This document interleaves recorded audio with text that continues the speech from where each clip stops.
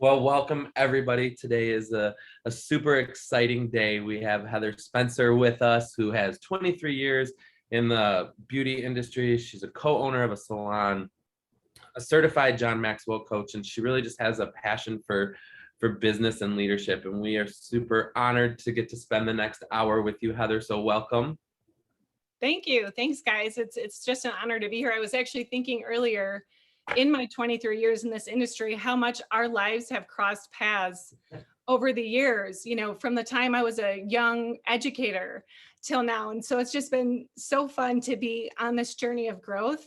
And I love what you guys are doing to elevate our industry and to help take it to the next level. And I'm just honored to be a part of this today. So thanks for having me.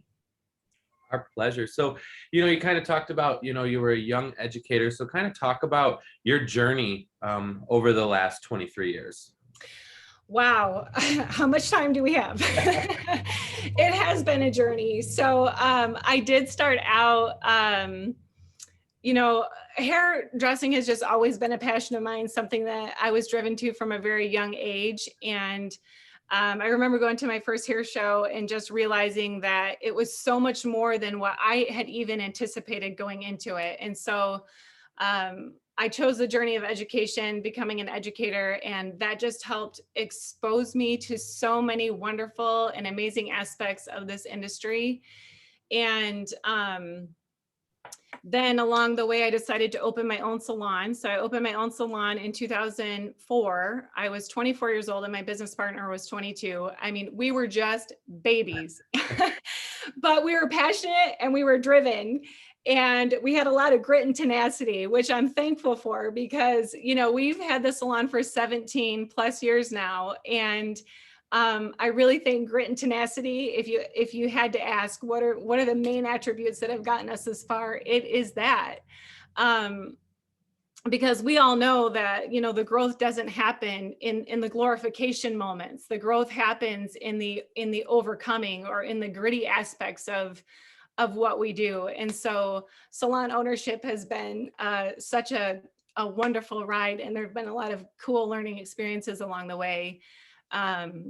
And then, of course, moving into the leadership aspect and becoming a John Maxwell leadership coach and trainer, like that has been a huge part of what's contributed to my journey as a salon owner as well. So I've had a lot of really cool experiences and they just keep coming. So it's been a great ride.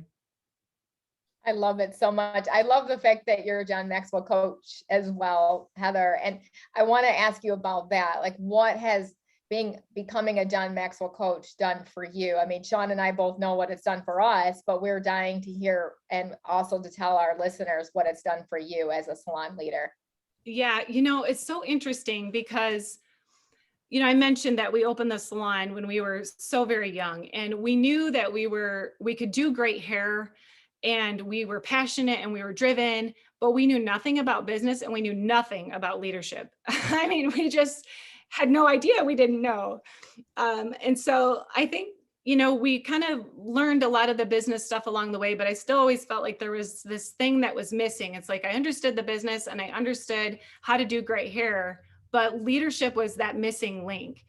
And some of the big ahas that I've had in my journey of leadership, of studying leadership, and in what John Maxwell has helped open my eyes to is, number one, you cannot lead other people unless you can lead yourself. So leadership of yourself was a huge thing for me. Like, your life cannot be a mess and you go in and try to lead other people or help them along the way. So you've got to get clear on a healthy life for yourself, both mentally and physically, and get where you need to be before you can lead other people.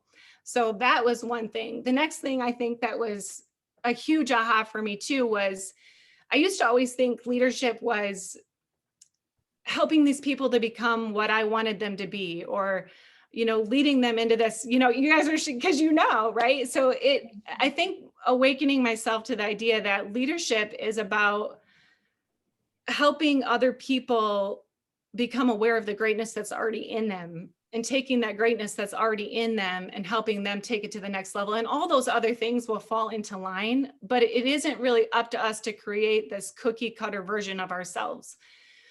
And I think that the next phase after that becomes, and we talk a little bit about developing leaders, developing leadership, but I think before you can even develop leaders, you have to be willing to allow leadership to happen in your salon. And as a salon owner, sometimes that can be a difficult thing to give up that, not necessarily give up those reins, but we're so used to doing it all ourselves, to finally giving somebody else an opportunity. And something that I've learned along the way is things that we've always done that have maybe always worked for us. You just kind of get into this habit of always doing this same thing. And suddenly someone will come along and say, well, why don't we try or do this? And you think, well, we've always just done it this way. But I think I've come to realize that other people coming in can have some great ideas that can take that to a whole nother level. And sometimes we don't even realize the things that we've been doing aren't even working as well for us anymore because we weren't even aware that there were other opportunities. And I think that's where bringing other people onto your leadership team can be huge and helpful. I love that. You mentioned something in the beginning, and I'd like to go back to it. You talked about, you had to overcome a lot when you opened your salon. So kind of talk about that, because I think especially new salon owners, that are new in this business definitely have those obstacles. So I'd love to kind of hear some of your things you had to overcome in the very beginning. Yeah, that's so great and so true. I think, and sometimes when people will tell me, oh, I want to be a salon owner, I find myself cringing a little bit because I'm like, and not that it's not such a great experience, but because I want people to understand you can, and I'm a huge advocate for educating, and we need to be well educated, but as educated as you are, there's always going to be things that are going to come your way, adversities or trials or things that you have to overcome. And so I've learned through this journey that when something happens, so I mean, for me, there have been, we've survived walkouts, we've survived economies not being great, we've survived a lot of different things. But I think what I've learned through that journey is there's two things you have to do when you're faced with something like that. The first thing you have to do when you've had some sort of trial or thing that you're fighting through is ask yourself, what was my responsibility in all of that? Because, and some things aren't totally our responsibility, but our response is always our responsibility. So whatever happens to us and how we respond, we definitely have a responsibility toward that. So the first thing is, what was my responsibility in all of that? It's easy to say, well, they weren't ready for that type of leadership, or the client just didn't understand or wasn't explaining themselves well. What was my responsibility there? And then the second thing is, what was I supposed to learn from that? And what choices can I make so that I don't have to go through that again? And I think that's where sometimes we hit a roadblock, because we don't realize that we can make choices so we don't have to go back down that road again. And leadership, that's what really drew me into wanting to study and learn a lot about leadership, is because I realized that some of the struggles that I had faced were because I needed to be able to connect better with my team and to be a better leader. Yeah, that's amazing. And, the same thing happened, of course, to Sean and I, because we realized that there's nothing out there that trains you on leadership. And, you can't, high school, college, nothing. And in fact, it's so funny because I always tell my students, I'm like, instead of going to college, go become a John Maxwell coach. Take a couple business classes so that you can understand your profit and loss statements. But that's pretty much all you need. You don't need a business degree. Get a leadership certificate so that you can be on this path, this journey of growth, right? And so it actually would cost way less money than going to college. So there you go. There's some advice. But I love that you mentioned walkouts, and I want to talk about that because there's been a mad exodus in the beauty industry, as you know, And so COVID hits, and I don't think it was COVID that caused the walkouts at all, right? I think it was like that symptom of there was disease already happening in that business. And so it just gave people an excuse to walk away, right? And so can you talk about that? What is your opinion on that?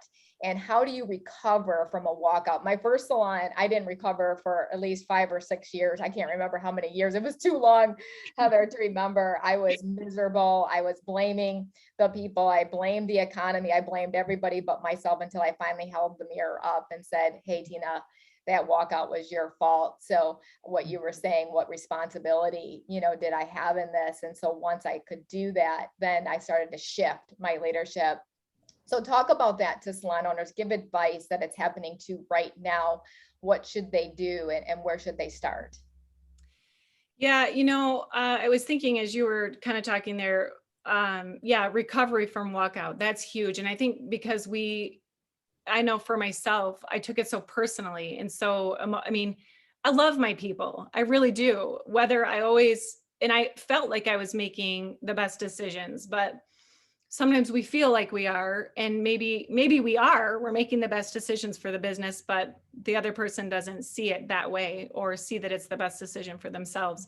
So I guess a couple of things I can speak to. I've been through 2 walkouts. The first time, I had this, everybody's my friend. I just love them all. They're all my friend, but I didn't understand anything about leadership. Right. And that was like such a shocker, because when they left, I was like, well, but at the end of the day, there is business, there is a business transaction. You're not all just friends. You do have to be a leader.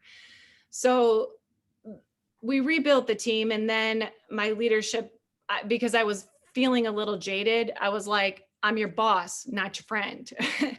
And that wasn't the right way to go about things either, because what I've begun to realize, I think especially, and you guys have probably seen this too on your journey, is that as the generations are kind of shifting and changing a little bit, some of the needs of leadership has to shift and change too. And I feel like, I think people now want a relationship. They want to have a relationship with you, but it has to be a relationship of respect, and they have to be able to view you as a leader that cares about what they want and how you're going to move them forward.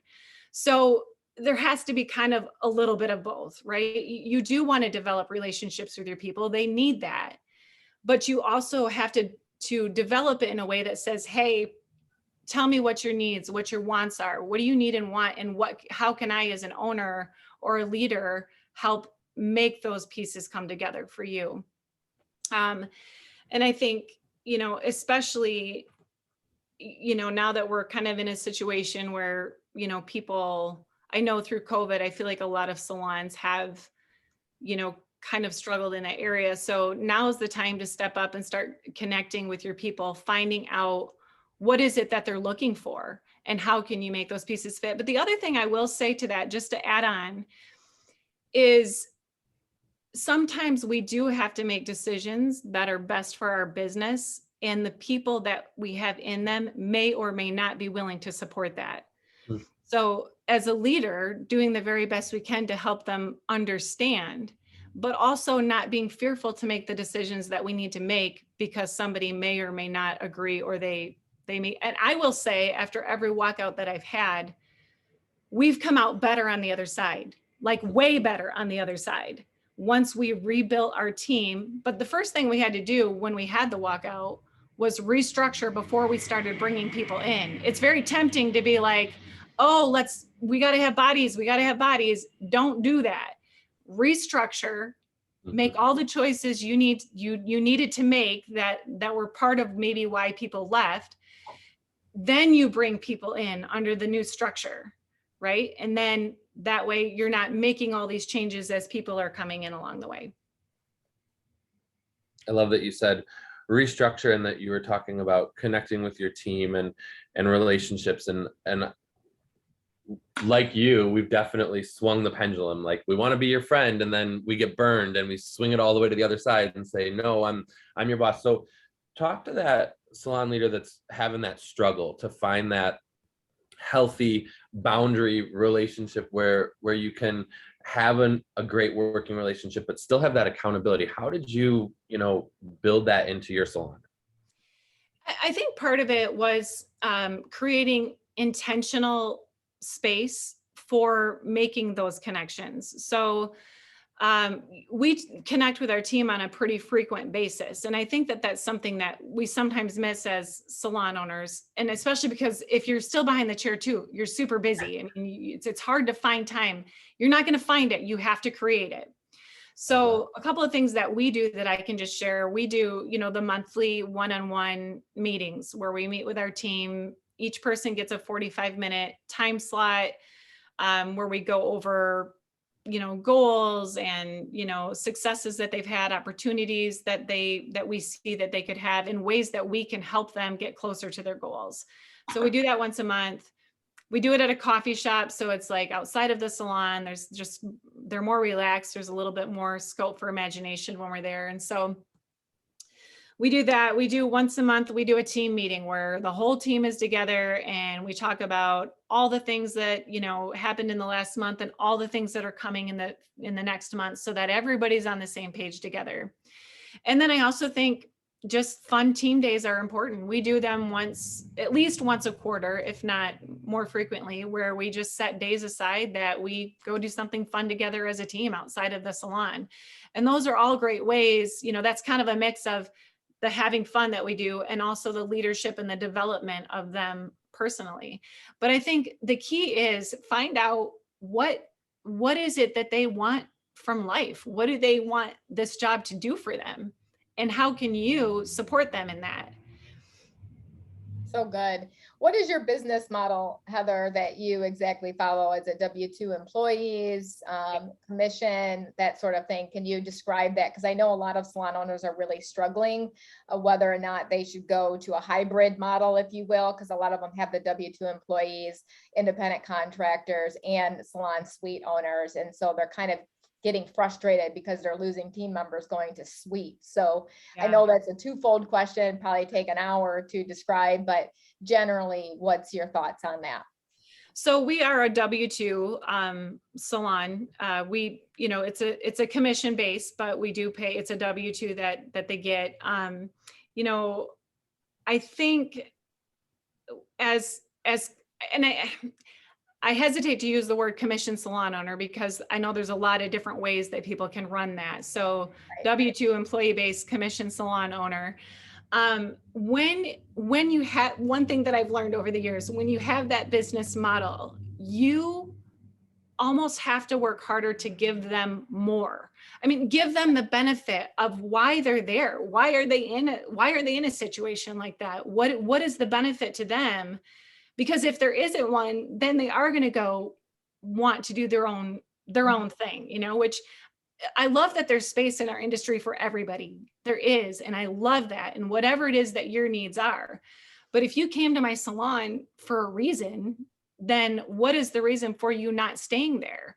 And that's where I think, and that's something that I have kind of learned over the years as what a commission salon owner is that, a lot of times people will come in because they love our assistant program.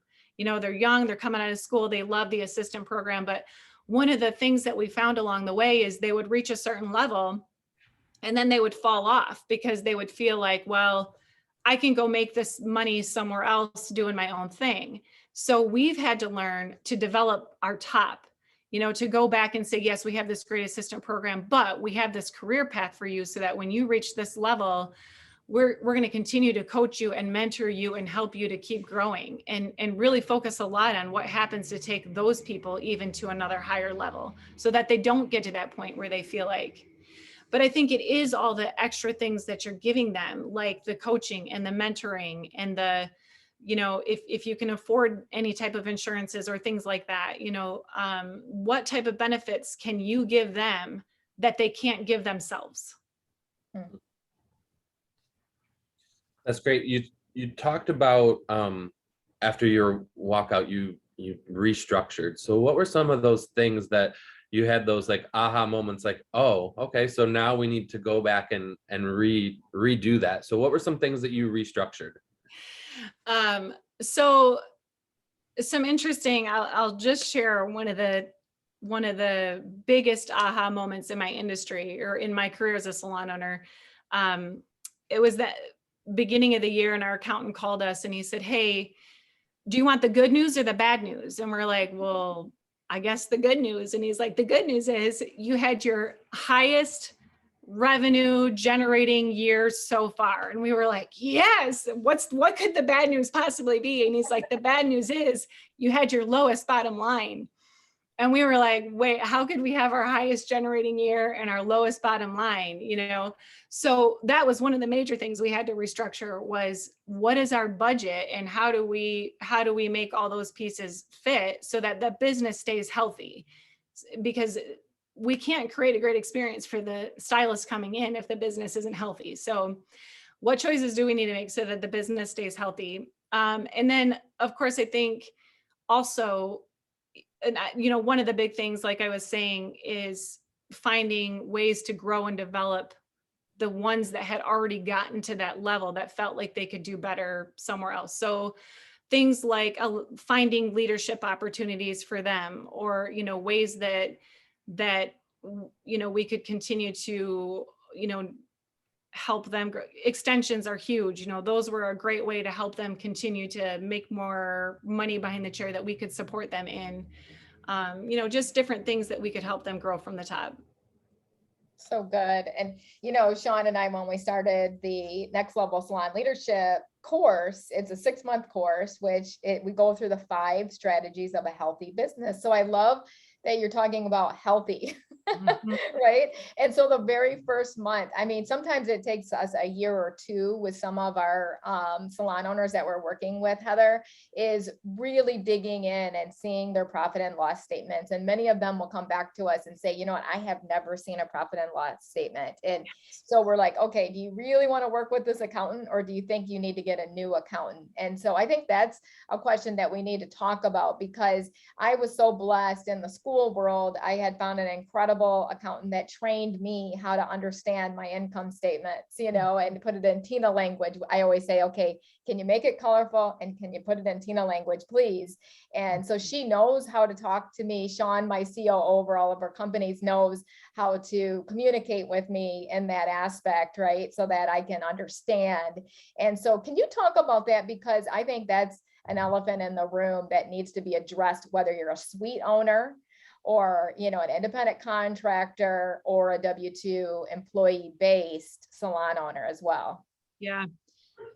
So I know the interesting thing, I think as hairstylists, we're very much feelers. I'm not going to put everybody, but I think we're very much feelers. And so I've been in situations, and even that year that I was telling you about, that our accountant approached us, I felt like we were doing good. It feels like we're doing good because you're so busy all the time. Heads up, you guys, busy does not equal profitable. And that was a wake-up call to me. Busy doesn't mean profitable. Numbers don't lie. Numbers tell a story. So when you understand your numbers and you understand your profit and loss statement, you're always going to know exactly where you are or what needs to happen to keep your business healthy. And so if you're not watching, if you're not doing that on a monthly or more basis, watching those numbers, you don't know whether your business is healthy or not, because it probably feels like it's doing okay because you're busy. And I think we've often equated busy to profitable, and that is not the truth. I love that. So talk a little bit more about busy versus profitable, because I think that that's definitely a topic that we can expand on for sure, because I think, especially as the owners behind the chair, I'm always busy. And then, the end of the month comes and you made no money. Mm-hmm. So talk about, how did you make that switch? Like, because obviously you said one of the things that you restructured was, you went into budgets and you understood your profit and loss. So talk to that owner that is busy, but not profitable. So I know that one of the things that I've had to do as an owner is create more time for myself to work on the business. There's a difference between working in the business and working on the business. And sometimes you get on that hamster wheel of, I got to make the money. But the thing is, if you don't know what to do with the money or where the money needs to go, you're never going to get off that hamster wheel. You're always going to be on the hamster wheel of trying to make the money, but you don't know where it's going because you don't have the time set aside to sit down and really understand that. So you know, I know some people, if they're scaling out from behind the chair, it may be time for, you know, a price increase so you can decrease your hours but not lose money. But definitely find a way to set aside some time that you work only on the business. That is time for you to sit down and look at those numbers, because you're never going to move the needle of your business if you don't understand the numbers or have the time to put the numbers where they need to be. And that's what a lot of it really is. It's taking the time to figure out where the numbers need to be and how you're going to put them there. And if you don't have that time to do it, it's a hamster wheel. Mhm.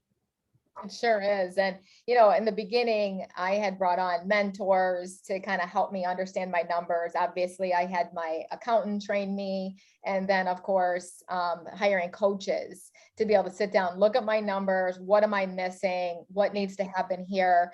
And what I do with our salon owners is I'll say, okay, what is your goal here? What net, like, let's just even look at the net profit percentage. What's your goal here? And let's set a stretch goal of what that could look like. And then earlier you were talking a little bit about having salon leaders and having that leadership team. And I'll tell you, that's the piece that changed everything for me in our companies. And you're right. People want to be able to feel needed and they want to lead. People have that innate ability, right, to lead. And that's why they'll leave you, because they're like, well, I'm not having an opportunity to lead here, so I think I'll go start my own company, right? But if they have this opportunity and using their gifts and talents, and it's so much more fun when you're doing it with a team and leading. Talk about that, because that's a struggle that we have with a lot of our salon owners, Heather, of them finding that right-hand person. And so I always use Sean as the example, because he was my first right-hand person that I trusted, that he trusted. It was that back and forth trust that we had, and that I was able to start pouring myself into, sharing my numbers with him. And then it would trickle down to other leaders in our company. And then of course we have salon partners now. So talk about that piece, you know, how to find that next level salon leader in your company to be able to pour into and to help you influence the rest of the team, and the importance of that. Yeah, that's so great. You know, so a couple things I wanted to hit on as you were talking there, was thinking, you know, I used to just have like one office day in the salon. And during that day, I was doing all the things, you know, like, you know, you make sure everything's stocked up and you place the orders and you do the things. But I realized that all those things that I was doing weren't the things that were supposed to be moving the needle to the business. And so being able to share those responsibilities with someone has been a huge way to take that off so that I can spend the time doing the things that are going to help move the needle. And so being able to find somebody to delegate to is huge and hard. It is hard to find that person. So, you know, one thing that I would say is maybe start, for one, when you ask people, what are your goals? What do you see as a future here? I've asked that question and literally had people tell me, I would love to have some more responsibility. I would love to have some leadership. And so when you ask that question and they answer that, and you find somebody that has some interest, then maybe start just giving them a few little pieces at a time and see how they do with it. And when they do great, then you can give them more. Or if they are kind of like, you know, they don't really step up and take the initiative like you would like them to, you kind of, you know, can keep seeking. But I think, and I also have learned that sometimes we think it's seniority, you know, this person's been with me the longest, so they deserve to be the leader. That's not always necessarily the case. Sometimes those people don't want that leadership, or sometimes they're maybe just not the right person for that position. So I think just watching for the people that are always willing to go the extra mile. You know, we have right in our salon guidelines, the quote, "That is not my job," that's not in our language. We don't say that in the salon. We're all able to do all the things that need to be done in order to keep the business going. And when you see that person that's willing to go that extra mile always, that's your leader right there. So true.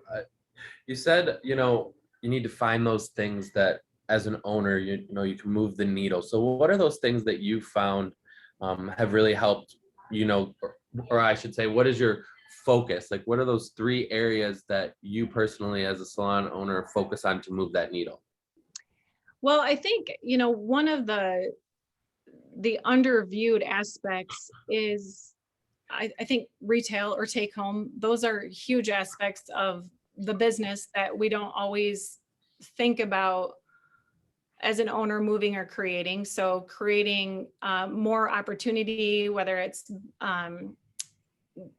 specials or things that you're doing, running to help move that, or training.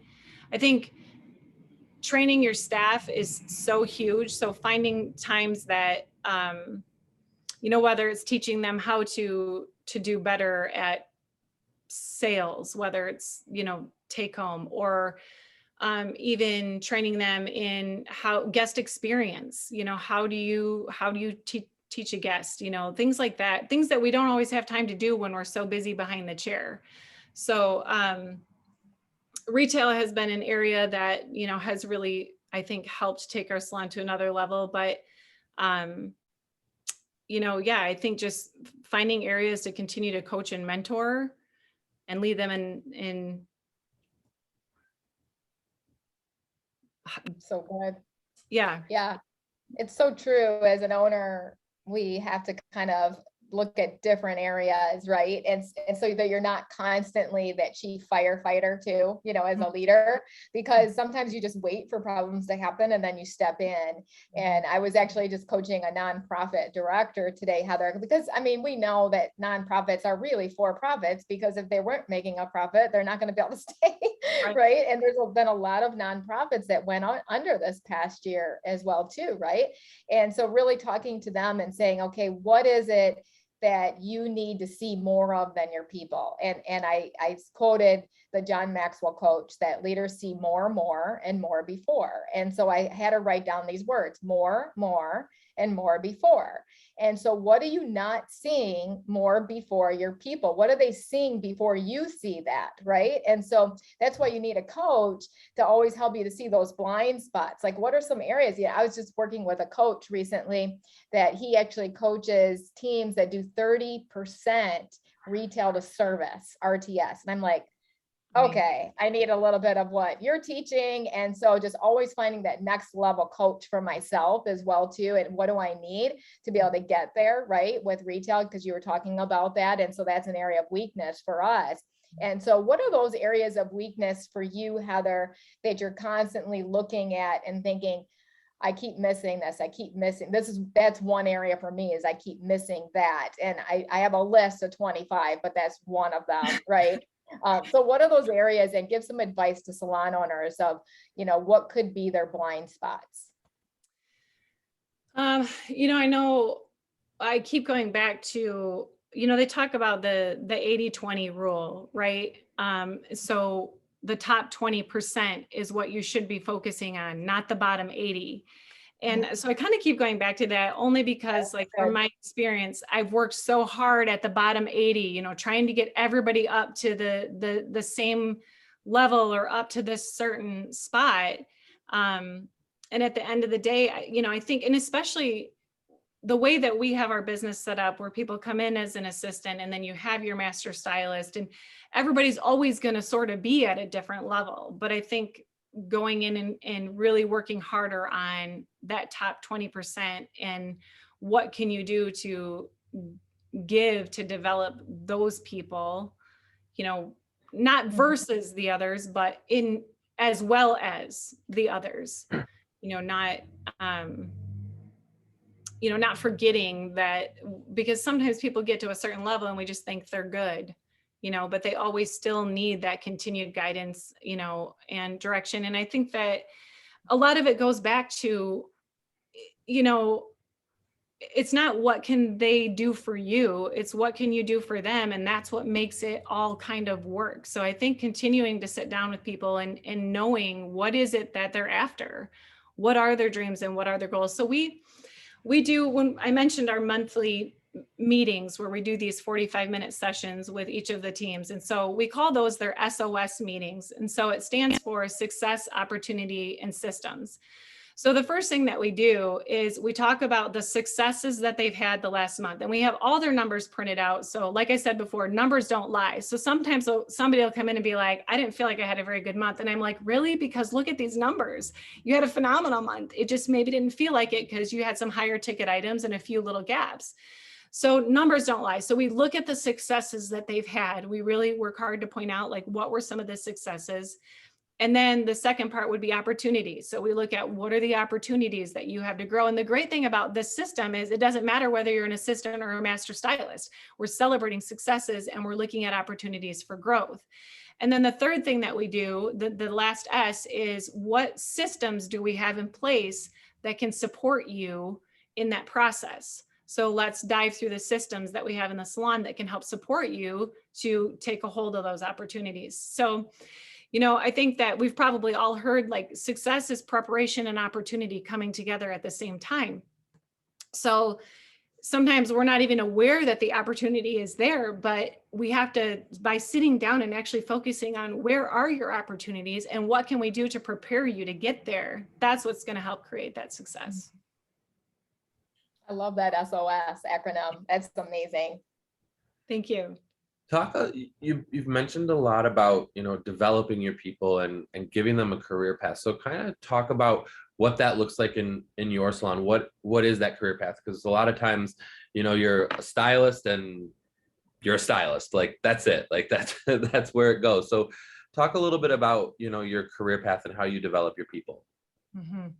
That's great. I know one of the things that that has helped. We do education points. So the higher the level they go and the more that they do, the more education points that they can earn. So that can go towards like if they get to a certain level and they want to take a class, they can use some of their education points that to go toward this class. So we'll help pay for them to do something. I think for some of it for us has even just been being open to other opportunities. So, you know, we have a stylist that was interested in curly hair cutting. Now, when I started out in the industry, curly hair cutting specialization was not even a thing, you know. But, you know, so for her to be able to go to that class and develop herself as a curly hair cutter to take her skills to a next level was huge. And the fact that we were able to contribute to that was a big thing. I think, you know, so also helping them to see, you know, once you become a master and you earn the opportunity to work with an assistant, how that can help generate more revenue for you, because the assistant, it's kind of like a win-win situation, right? The assistant's there to help you so you can generate some more revenue, and you're there to help that assistant grow so that they can get to a certain point when they're ready to get on the floor, that they've developed great experience from you. So for them to know that they get to a certain level, that we're going to provide them with an assistant. That's another, the assistants used to always come to myself and my business owner. It was always just, you know, the owners, you're going to assist the owners and we're going to teach you because we're the only ones that know, right? But that's not true. I think so getting them to a certain level where, and that's part of them taking on that leadership, is a role of them to be able to take on leadership, to be able to bring in an assistant. So those are some ways. And then of course, just the way that we've set up our commission structure to be able to help them to continue to generate more revenue. Mm-hmm. Yeah, that's amazing. Can you talk about your assistant program? I have a twofold question, of course, because I want to make sure we get these questions answered, because, you know, I keep getting questions, DMs constantly, Heather. How do I hire people? How do I find people? Like, there's no one out there. This is what I keep hearing. There's nobody out there. And help me, you know, just like this SOS, help me, save our salon. That's what their SS stands for. Save our salon. I have no people to hire. So, and also about your assistant program too. So what's your hiring program and what's your assistant program? Yeah, that's a great one, Tina. I think hiring is always a big one. So a couple of things I'll speak to as far as the hiring aspect goes. I think one of the most important things we can do is keep connection. If you want to hire right out of beauty school, keep connections with the schools. I mean, social media is a phenomenal and easy way to do that, starting to connect with them. Maybe go to the schools as often as you can, not just once a year, because if those people only see you once a year, they're not going to be as apt to want to come to your salon. But if they've seen you 2, 3, 4 times throughout their course of education, that's going to make them a little bit more aware of who you are. But I think as salons, we are in a little bit of a competition to find great people. And so the way that you have to do that is continue to stand out to them, continue to, I think, being active on social media, but also get involved with them. Start following some students and encouraging some students, letting, if they're posting pictures and letting them know that they've done a great job so they know who you are and you're already starting to develop a connection. Visiting the schools as often as you can. And I also think, and this is something I've had to learn over time, don't just be hiring when you feel like you need to bring someone in. Keep the hiring door always open, because if the right person walks through that door, you can find a way to bring them in, because you don't want to miss the right person because you didn't think it was necessarily the right time. So there should always be a recruiting, hiring sort of process happening in your salon, and everybody should know how to answer that. So you don't want someone to call and have somebody else answer the phone and say, no, we're not hiring. Like everybody in our salon knows that you are always welcome to send us a resume. Here's the email address, or you can drop it by and ask for Heather or Adrian, and we'll be happy to take a look at that for you. So I think just always keep that door open and continue to make connections. That's huge. Five words of a failing salon are, we're not hiring right now. If I hear that, I mean, I would cringe, and I'm like, okay, I didn't set up a system right. I didn't speak right to my team on this, right? So we are always hiring. 3 words. Yeah, we're always hiring. I love that. So true. And as far as the assistant program goes, I think also, when we talked before about the commission structure of a salon, what type of value are you offering them? Because to come in as an assistant, they need to see it not as, oh, I'm going to hold myself back for a little bit from behind the chair until I'm ready. They need to see it as a great opportunity, and that their career is going to be so much more explosive by starting out this way versus just jumping into it and trying to figure it out on their own.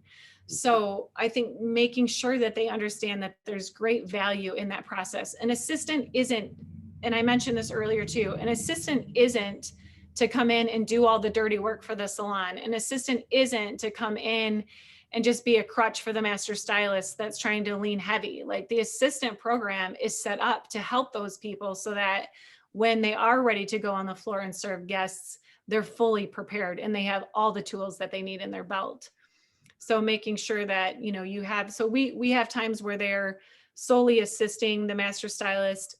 I don't always keep them with the same stylist either. I think it's important for them to actually assist with other people so they get different types of skills and techniques. And I also think that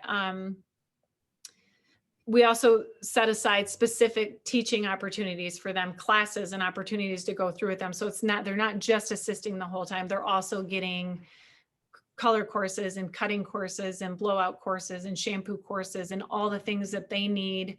Because, and I said before, it's not about making them a cookie cutter version of yourself, but you do have a salon culture that you want to make sure that they're going to be able to live up to the expectation of that. And so I think that training them in all the things of, this is how we greet guests when they come in the salon.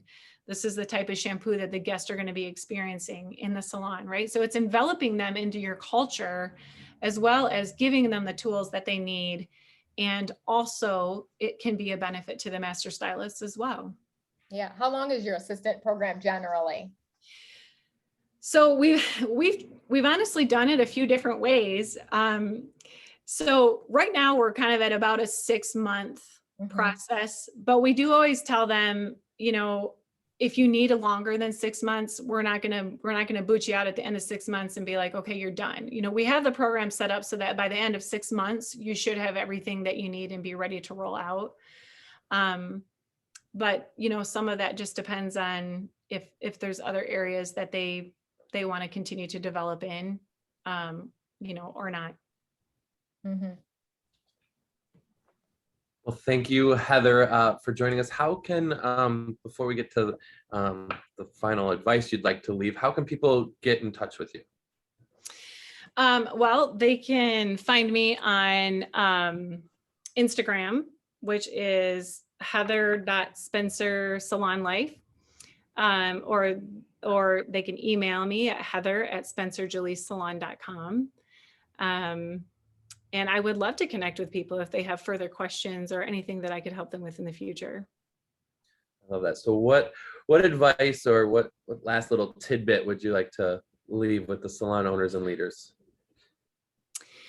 I just think, you know, like I mentioned in the beginning, or that we were talking about even kind of throughout the whole course, is that the growth doesn't happen in the glory moments. The growth happens in the gritty, hard, overcoming moments. But I promise you, if you push through with grit and tenacity, and like Tina said, it a lot of times means finding a coach or a mentor to come in and help pull you to the other side. But I promise you, if you fight through it and you do the things that you need to do and you make the choices that you need to make when you're going through it, you're always going to come out on the other side stronger and better. Always.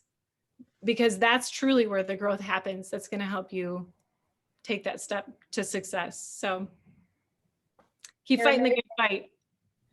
Yeah, keep fighting the good fight, because it is a good fight. It's such an incredible industry to be in. And so I'm in it for life. I'm never going to retire from it. I always say with sweet fire. I know you're the same, Heather.